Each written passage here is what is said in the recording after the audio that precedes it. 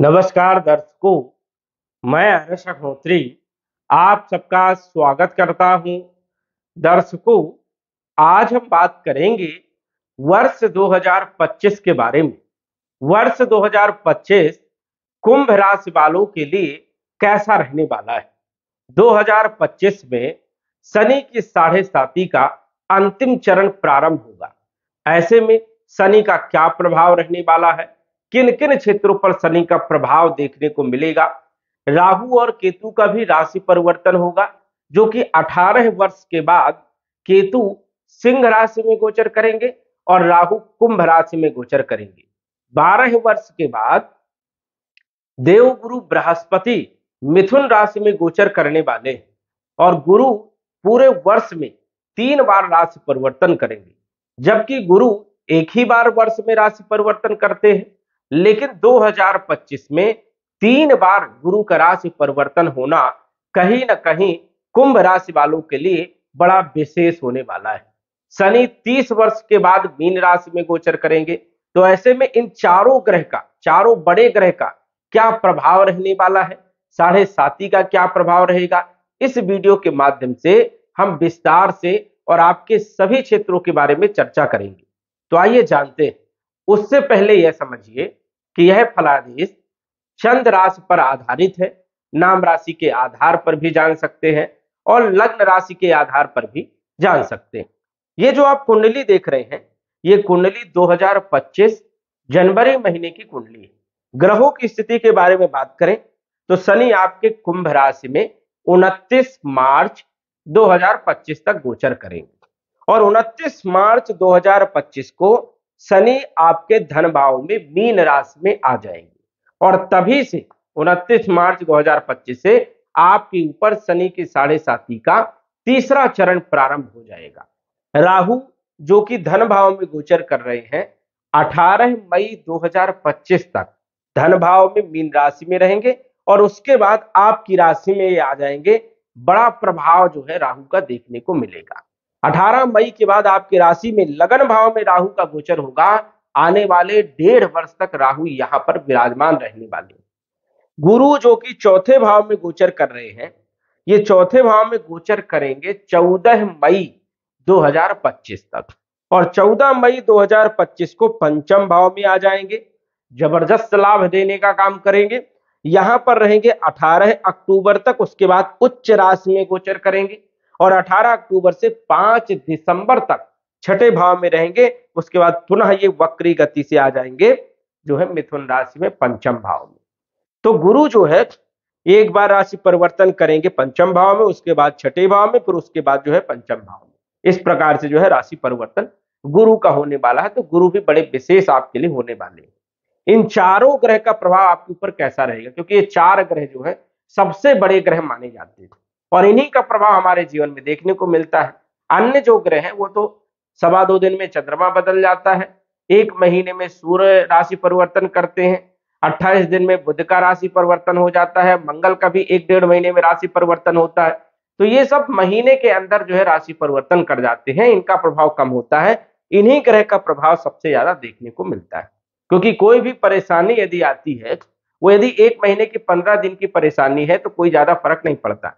लेकिन यदि वही परेशानी आपकी 3 महीना, 4 महीना, 6 महीना, साल, 1.5 साल, 10 साल, 20 साल हो जाए तो वो सबसे ज्यादा मुसीबत वाली। और ये परेशानी लाते हैं ये 4 ही ग्रह, क्योंकि इनका प्रभाव सबसे ज्यादा होता है। और कलयुग में सबसे ज्यादा प्रभाव देखने को मिलता है राहु का, शनि का और केतु का। ये 3 ग्रह प्रमुख माने जाते हैं और इन्हीं के कारण जो है समय, गति और जीवन चलता है। यदि हम बात करें सबसे पहले शनि के बारे में, तो शनि जो कि आपके कुंभ राशि में ही गोचर कर रहे हैं। ये फलादेश आप चंद्र राशि पर भी देख सकते हैं और लग्न राशि के आधार पर भी और नाम राशि के आधार पर भी जान सकते हो। तो शनि जो है आपकी ही राशि में, कुंभ राशि में लगन भाव में जो है गोचर कर रहे हैं, जो कि यहां पर राजयोग बना रहे हैं और ये राजयोग यहां पर बनता है सस नामक राजयोग। वैसे तो साढ़े साती भी है, इस कारण से इस राजयोग के फल कम देखने को मिलते, लेकिन इस राजयोग का फल सबसे बढ़िया उसी को ही मिलेगा जिसकी कुंडली में शनि योग कारक है और शनि कुंभ राशि में, मकर राशि में, तुला राशि में, वृषभ राशि में, उच्च राशि में बैठे हैं, तो समझ जाइए कि इस राजयोग का फल उन लोगों को ज्यादा मिलेगा। जिन लोगों की कुंडली में शनि सामान्य है या फिर शत्रु राशि में बैठे हैं या फिर खराब स्थिति में है, तो उन लोगों के लिए एक अलग फल देखने को मिलेगा। यहां पर यदि एक साधारण फलादेश की यदि बात करें, तो शनि वैसे भी ज्यादा नकारात्मक प्रभाव नहीं देता है, लेकिन आलस्य देने का काम करता है, शारीरिक पीड़ा देने का काम करता है, पारिवारिक स्थिति में भी कहीं ना कहीं जो है दिक्कत देता है, और मानसिक स्थिति में सबसे ज्यादा परेशानी उत्पन्न करता है। मन जो है खराब रहना, मानसिक टेंशन बना रहना, छोटी छोटी चीजों में डर बना रहना, भय बना रहना, और हर कार्य को डिले करना। कोई भी काम एक दिन का है वो एक दो दिन में नहीं होता है, 15 दिन लग जाएंगे, महीने लग जाएंगे, लंबा समय लग जाता है, और एंड टाइम पे परेशानी आ जाना, पूर्ण रूप से सफलता ना मिल पाना, संघर्ष बहुत ज्यादा करना लेकिन सफलता ना मिल पाना, ये स्थिति यहां पर शनि बनाने का काम कर रही थी। लेकिन जिसकी कुंडली में शनि उच्च राशि में है, अच्छी स्थिति में है, उनको इतनी ज्यादा समस्याएं देखने को नहीं मिली। अब शनि मार्च तक तो यहीं पर रहेंगे, लेकिन शनि का एक रूल है कि शनि जहां पर बैठते हैं वहां के फलों में वृद्धि कर देते हैं और हमेशा वहां पर बुरे परिणाम नहीं देते। शनि आपके 12वें भाव के भी मालिक है और लगन भाव के मालिक है, तो स्वाभाविक है कि शनि खर्चे भी खूब करवाएंगे, क्योंकि 12वां भाव खर्चा का होता है, नुकसान का होता है, हॉस्पिटल का होता है, विदेश का होता है, तो यात्राएं भी फिजूल का करवाएंगे। यदि विदेश में रह रहे हैं या विदेश जाना चाहते हैं तो समय बढ़िया है, कोई दिक्कत नहीं है, लेकिन जन्म स्थान के आसपास यदि रह रहे हो तो परेशानी उत्पन्न जरूर करते हैं। वही देखा जाए तो आय कम और खर्चे ज्यादा बढ़ाने का काम कर रहे हैं। लगन भाव में बैठे तो सबसे ज्यादा आलस्य देने का काम करते, काम करने का मन नहीं होता, और काम यदि आप कर रहे हो, हार्ड वर्क कर रहे हो, तो उतनी सफलताएं नहीं दे पा रहे, तो ये स्थिति है। लेकिन अब जो है जनवरी, फरवरी और मार्च के महीने में शनि का एक अलग प्रभाव देखने को मिलेगा, क्योंकि पूर्ण रूप से मजबूत स्थिति में है। अब आगे के धन के फल देने का काम करेंगे। जब कोई ग्रह, बड़ा ग्रह राशि परिवर्तन करने वाला होता है, उसके 2-4 महीने पहले से ही जो है प्रभाव देखने को मिल जाते हैं जहां पर वो जाने वाला होता है। तो शनि जो है, ये समझ जाइए 29 मार्च 2025 को धन भाव में आएंगे, लेकिन उससे पहले जो है धन के परिणाम देना प्रारंभ कर देंगे। अब धन के परिणाम देना प्रारंभ करेंगे तो समझ जाइए जनवरी, फरवरी और मार्च के महीने में धन से जुड़ी हुई समस्याओं को दूर करने का काम करेंगे, आय में वृद्धि करने का काम करेंगे, स्वास्थ्य को बेहतर करेंगे, कॉन्फिडेंस देने का काम करेंगे, नई नई प्लानिंग बनाने का काम करेंगे और उसमें जो है सक्सेस देने का काम करेंगे। अब 29 मार्च 2025 को शनि जो है धन भाव में आ जाएंगे, तो यहां पर 1.5 महीने तक की जो स्थिति है वो आपकी अच्छी नहीं रहेगी। 29 मार्च 2025 से 18 मई 2025 तक लगभग 1.5 महीने का जो समय रहेगा, ये आपका थोड़ा खराब रहेगा। खराब इसलिए रहेगा क्योंकि राहु के साथ शनि की युति रहेगी, और राहु शनि जब दोनों एक साथ गोचर करते हैं तो प्रेत दोष बनता है, और ये दोष कहीं ना कहीं परेशानियां बढ़ा देता है। अब ये धन भाव में ये दोष बनेगा तो कुटुंब परिवार में विवाद करवाने का काम, ईगो बढ़ जाएगा, चिड़चिड़ापन स्वभाव में आ सकता है, और वाणी आपकी खराब हो सकती, कटु वाणी का प्रयोग करेंगे, गलत तरीके से धन कमाने का आप प्रयास करेंगे और शत्रु पैदा होंगे। तो ये परेशानियां लगभग 1.5 महीने तक बनी रहेगी। जैसे ही राहु का राशि परिवर्तन होगा, राहु जो है आपकी राशि कुंभ राशि में आ जाएंगे 18 मई 2025 को, तो शनि जो है फिर जो है स्वतंत्र रूप से अच्छे परिणाम देना प्रारंभ कर देंगे। लेकिन जब तक युति रहेगी तब तक परेशानियां देखने को मिलने वाली है, तो इस चीज का आपको ध्यान रखना है। उसके बाद शनि फिर स्वतंत्र रूप से धन का फल देने का काम करेंगे, क्योंकि धन भाव में विराजमान होंगे, और शनि का एक रूल है कि जिस भाव में ये बैठते हैं उस भाव के फलों में वृद्धि कर देते हैं। तो समझ जाइए कि मई के बाद जो है शनि धन में वृद्धि करने का काम करेंगे, स्वास्थ्य को बेहतर करने का काम करेंगे, कुटुंब परिवार की स्थितियों को सुधारने का काम, वाणी को बेहतर करने का काम करेंगे, और सबको साथ में लेकर के चलने का प्रयास करेंगे। तो ये एक बेहतर स्थिति आपके लिए रहेगी, लेकिन कुछ सावधानी आपको 1.5 महीने तक ध्यान रखना है। राहु जो कि धन भाव में गोचर कर रहे हैं और यहां पर राहु धन भाव में जब गोचर करते हैं तो कुछ परेशानियां भी देते हैं और कुछ फायदा भी देने का काम करते हैं। परेशानियां राहु ये देते हैं कि यहां पर धन खर्चे बहुत ज्यादा बढ़ जाते हैं, मतलब आय जो है कम होती है और खर्चे ज्यादा होते हैं, क्योंकि राहु धन भाव में बैठे हैं तो खर्चे खूब करवाएंगे, हॉस्पिटल के चक्कर लग जाना, नए नए खर्चे निकल करके आना, कोई ना कोई इलेक्ट्रॉनिक पार्ट जो है खराब होते रहना, घर में कोई ना कोई दिक्कत आते रहना, तो कहीं ना कहीं वो पैसा जो है आपका बचता नहीं है, यहाँ बचत नहीं कर पाते। लेकिन एक फायदे वाली बात यह है कि राहु जब धन भाव में गोचर करते हैं तो धन भी देते हैं, खर्चा तो करवाते हैं स्वाभाविक है, लेकिन धन भी देने का काम करते हैं। लेकिन धन की जो स्थिति होती है ये अस्थिर होती है, एक जैसा धन नहीं आता है, बीच में अचानक धन आ गया, फिर जो है कुछ समय के लिए ठप हो गया, फिर आ गया, तो ये स्थिति यहाँ पर राहु बनाने का काम करते हैं। वही जो है वाणी कई बार बहुत मीठी बना देते हैं और कई बार जो बहुत उग्र बना देते हैं। कई बार राहु जो है ऐसी वाणी जो है बोलने देता है कि जिससे लोग जो है आकर्षित हो जाते हैं, लेकिन वही वाणी के कारण जो है कई बार लोग जो है साथ छोड़ देते हैं। तो दोनों ही स्थिति यहाँ पर राहु करवाने का काम करते हैं और राहु यहाँ पर कई मौके देते हैं धन कमाने के लिए, चाहे वो अच्छा मार्ग हो चाहे वो खराब मार्ग हो, लेकिन धन कमाने के लिए कई मौके देते हैं। अब एक जैसा समय आपका नहीं रहेगा, राहु जो है यहाँ पर बीच बीच में अच्छा धन लाभ देने का काम करेगा, योजनाओं में भी सफलता देने का काम करेगा, धन के स्रोत बनाने का भी काम करेगा। अब यहाँ पर 18 मई तक राहु रहेंगे, उसके बाद जो है ये आपकी राशि कुंभ राशि में आ जाएंगे। अब कुंभ राशि में जब ये आ जाएंगे, आपके लगन भाव में जब ये आएंगे तो आपको थोड़ा कंफ्यूज भी करेंगे, भ्रमित करेंगे, डिसीजन लेने में आपको तकलीफ होगी, दिक्कत होगी, और जो भी आप डिसीजन लेंगे आप बिना सोचे समझे लेंगे तो ये समझ जाइए कि उसमें परेशानियां आपकी बढ़ जाएंगी। और कई बार राहु जो है जब लगन भाव में गोचर करते हैं तो काम को खराब करने का काम करते हैं, लेकिन लगन भाव में फायदा ये है कि अपॉर्चुनिटी बहुत आती है। जब लगन भाव में राहु का गोचर होता है तो अपॉर्चुनिटी बहुत आती है, लेकिन यही है कि उस अपॉर्चुनिटी को किस समय आपको जो है फायदा उठाना है। यदि आप दूसरों का सलाह लेकर के कोई भी काम यदि करते हैं तो राहु फिर यहाँ पर सफलता बना देता है, सफल करा देता है। तो ये एक अच्छी स्थिति भी है, लेकिन कंफ्यूजन जरूर रहने वाली है, भ्रमित आप जरूर रहेंगे और डिसीजन लेने में बड़ी दिक्कत होगी। तो ये चीज एक नकारात्मक स्थिति भी रहने वाली है, लेकिन माइंड बड़ा शार्प रहेगा, बहुत तीव्र गति से कार्य करेगा, बड़ी बड़ी योजनाएं बनेगी, ऐसी बुद्धि काम करेगी कि आपने कभी सोचे नहीं हो। तो ये स्थिति यहाँ पर राहु बनाने का काम करेगा। तो कई लोग फायदा उठा लेते हैं और कई लोग फायदा नहीं उठा पाते। तो ये आपकी स्थिति है कि आप कैसा फायदा उठा पा रहे हैं। राहु जो है समझ जाए कि आने वाले 1.5 वर्ष तक आपकी राशि कुंभ राशि में 18 मई 2025 के बाद रहने वाले हैं। केतु जो है ये आपके सप्तम भाव में आ जाएंगे। अब सप्तम भाव में जब केतु आएंगे तो यहां पर एक अलग परिणाम देने का काम करते हैं, लेकिन अष्टम भाव में केतु की जो स्थिति है वो अच्छी मानी जाती है धार्मिक चीजों के लिए, धर्म कर्म के लिए, आध्यात्म के लिए, गूढ़ ज्ञान के लिए, ज्योतिष के लिए, तंत्र विद्या के लिए, रिसर्च वाले क्षेत्रों के लिए, वैज्ञानिकों के लिए, गूढ़ ज्ञान के लिए, गुप्त धन के लिए यहां पर केतु अच्छे माने जाते हैं।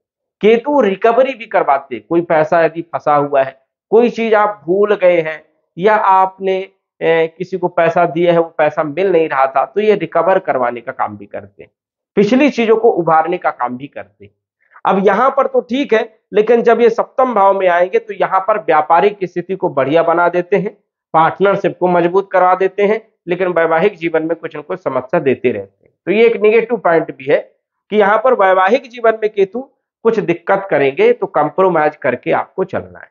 तो कुछ अच्छे और कुछ बुरे दोनों ही प्रकार के परिणाम राहु केतु के देखने को मिलने वाले हैं। बात करें गुरु के बारे में, क्योंकि गुरु जो है महत्वपूर्ण ग्रह, और गुरु का प्रभाव यदि हम बात करें तो हमारे जीवन में सबसे ज्यादा होता है, क्योंकि मूलभूत आवश्यकताओं को पूरा करने वाले एक गुरु ही है। गुरु धन के कारक है, गुरु विवाह के कारक है, गुरु संतान के कारक है, गुरु शिक्षा के कारक है, ज्ञान के कारक है, फाइनेंशियल स्थिति के कारक है। बड़े बड़े डिपार्टमेंट गुरु के पास है, और गुरु आपकी कुंडली के अनुसार से, आपकी राशि के अनुसार से धन भाव के मालिक है और लाभ भाव के मालिक है।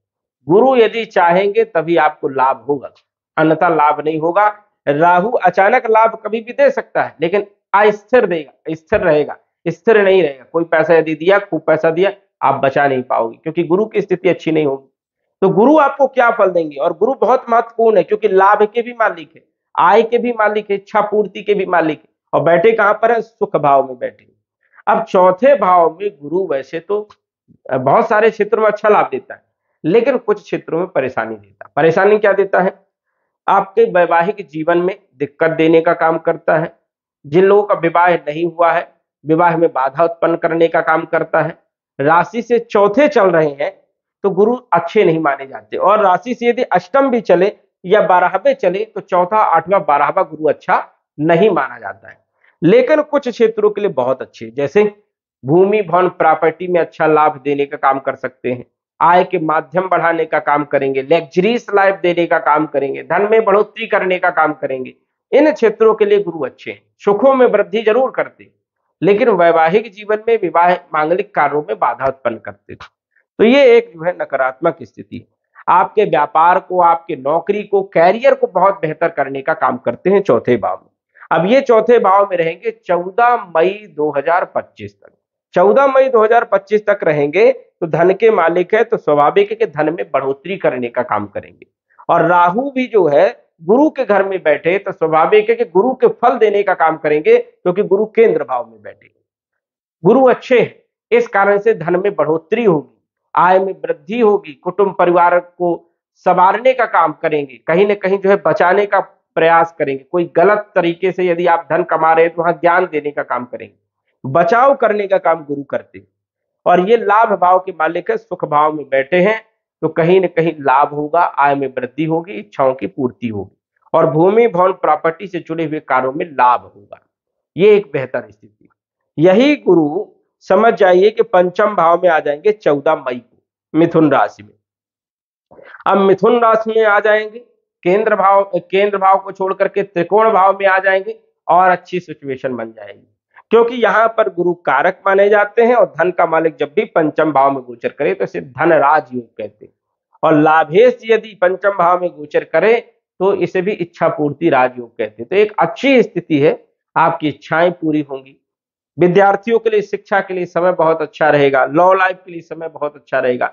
संतान की जो लोग प्लानिंग कर रहे थे, वो यदि 14 मई के बाद करें तो बेहद शुभ रहने वाला है, और संतान का, पुत्र संतान का योग बनेगा। फाइनेंशियल स्थिति बहुत अच्छी रहेगी। जुआ, लॉटरी, सट्टा, शेयर मार्केट इत्यादि क्षेत्रों में अच्छा लाभ देखने को मिलेगा। विदेश से जुड़े हुए क्षेत्रों में अच्छा लाभ मिलेगा, या विदेश में शिक्षा प्राप्त कर सकते हो।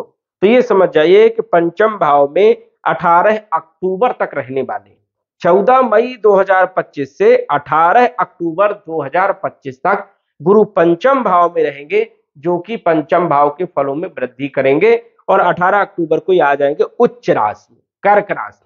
यहां पर उच्च के हो जाते हैं, हालांकि भाव उतना अच्छा नहीं, लेकिन उच्च राशि में गोचर करेंगे तो स्वाभाविक है कि लाभ देने का काम करेंगे, आय में वृद्धि, कंपटीशन में सफलता, नई नौकरी का योग, नौकरी में प्रमोशन, ये सब अच्छे परिणाम देने का काम करेंगे। अब यहां पर रहेंगे 5 दिसंबर तक, उसके बाद वक्री गति से ये पुनः जो है आ जाएंगे पंचम भाव में।